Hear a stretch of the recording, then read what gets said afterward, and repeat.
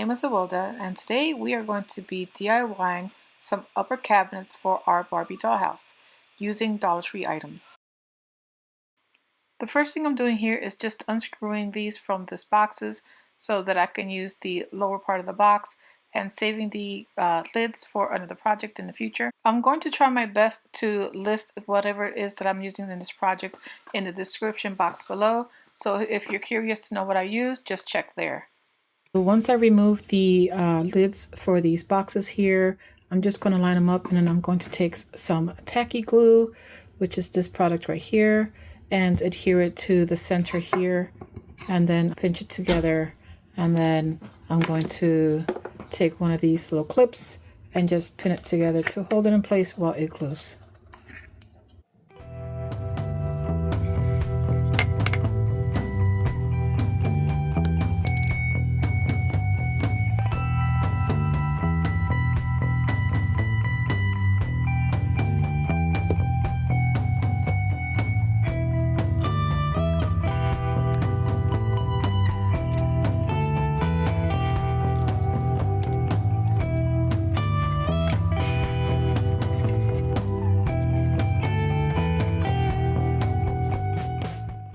Okay, now that she's glued together, I'm going to allow it to dry a little longer because I didn't give it too long of a time. So as it's drying, my husband's cut out these little pieces that are going to go on the top, and one's going to go in the bottom.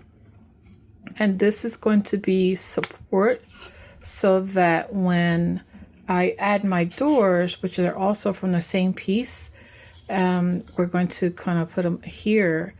This is going to act as support so I can screw holes from here into here, allowing the doors to open and close. So hopefully I'll be able to record that for you and you can see what I'm talking about. So I allowed the glue to dry for a few minutes. I'm going to say I waited about 10 minutes.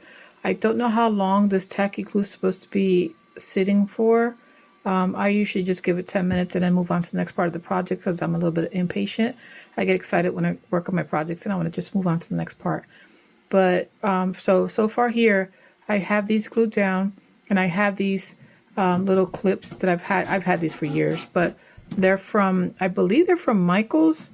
I got them on clearance years and years ago, but Dollar Tree also carries these guys, and I've had these for years. You can tell by how dirty they are. And they kind of fit around as well, so you can use these if you have these available. If not, you can definitely get some from your local Dollar Tree. They have other colors as well. I've seen them in black, I've seen these pink ones, and I think I've seen them in blue. But yeah, they have them at the Dollar Tree. So now that this is glued together and I'm allowing it to dry a few more minutes, like I told you earlier, these are scrap pieces of wood that my husband cut down from the Dollar Tree. So they'll fit in here like this. And a little bit of advice I'd give you is, if you're going to be putting the doors in, allow space. If you're going to have your doors open, allow enough space that the doors would be kind of like, how do you call it? They would be like allowed to open. So if you have it here like this, and you have the other door on this side, and then you have the next door on this side, so you have 1, 2, 3, 4 going across. The two here, they're going to touch back to back.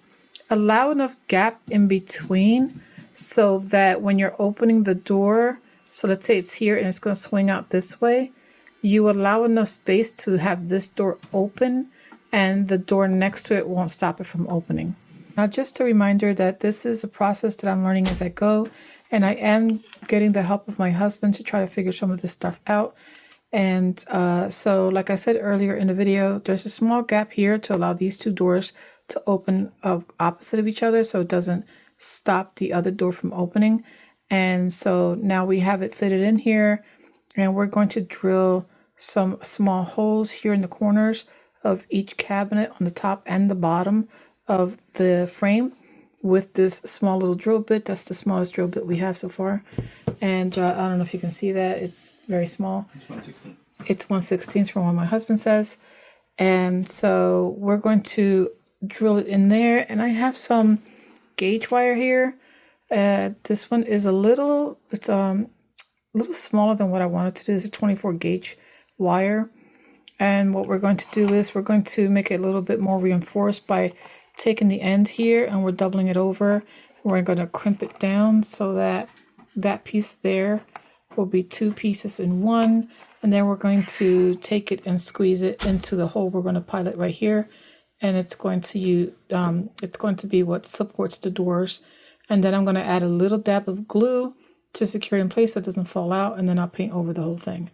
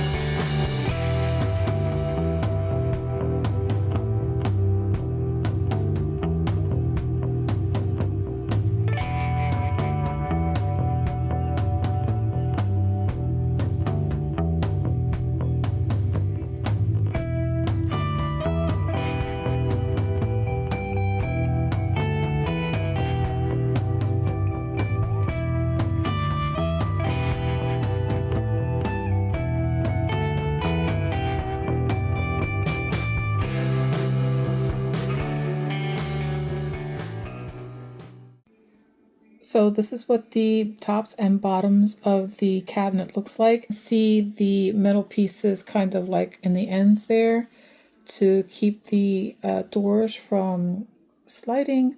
So now I'm just going to add a little bit of tacky glue to the bottom here so that when I'm opening and closing the doors of these cabinets, it will not fall out, because I don't want this to fall out. This is what's holding the doors together. So I'm just going to add a little bit of tacky glue with a toothpick or a stir stick like this one here, and I'm just going to add a little dab and then just basically place it here on the bottom just to kind of keep it from falling out. And then I'll let that dry, and then I'll probably sand it down just to make sure that everything's nice and smooth, and then paint these cabinets.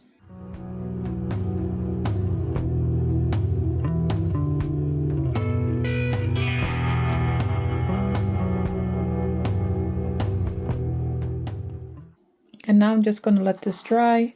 And like I said already, once it dries, I'm going to sand it down just a little bit, and then I'm going to paint it.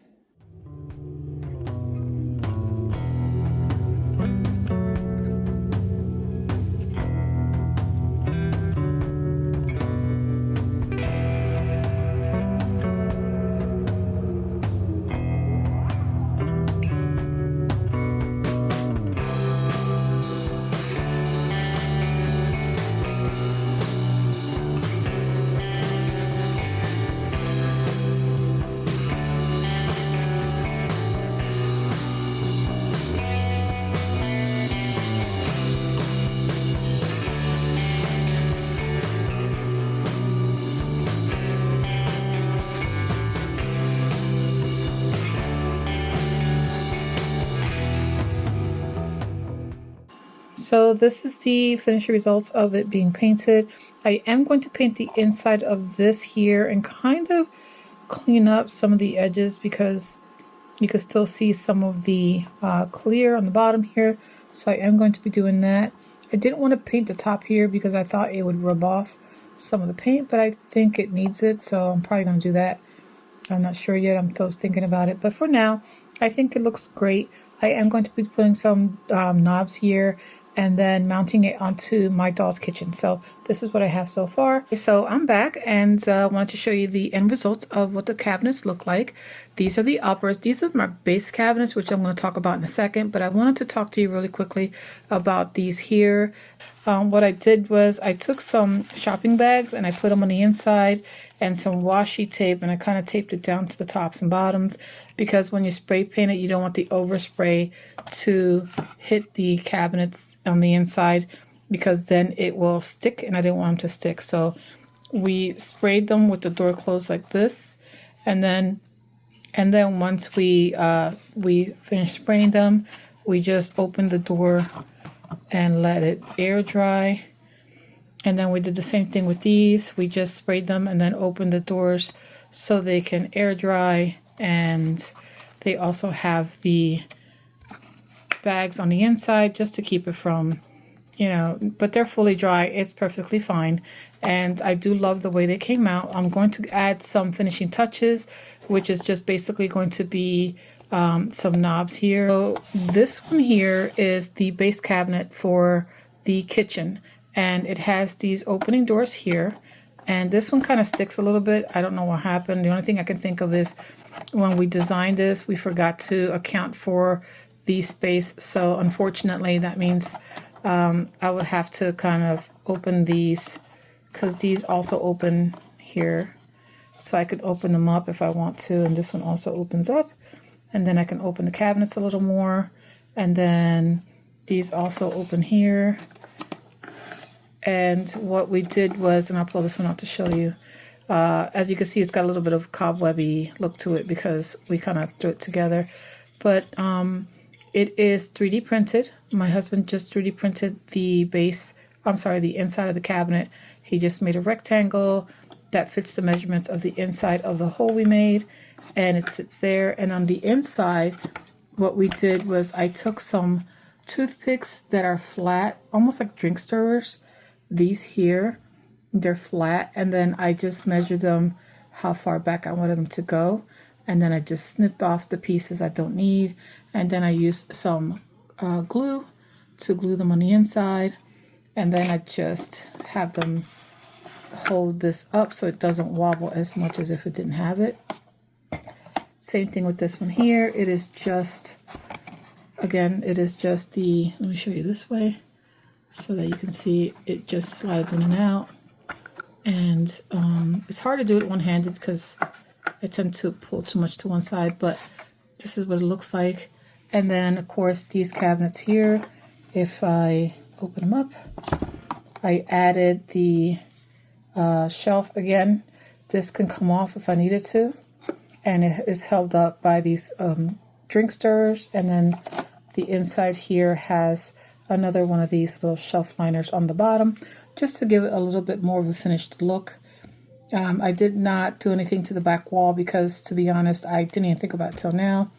And then this part here is just blank because I have another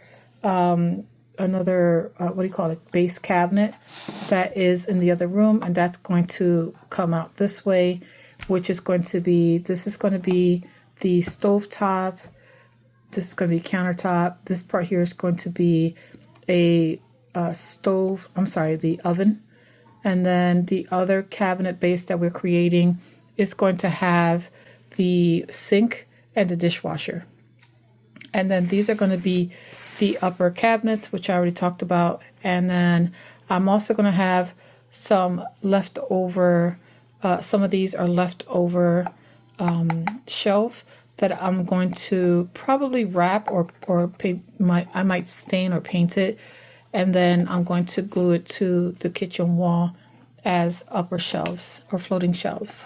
So, and then the ones I have here actually are for the inside of the cabinets, which I'm going to take this out and then just glue these inside, and she'll have working cabinets with shelving.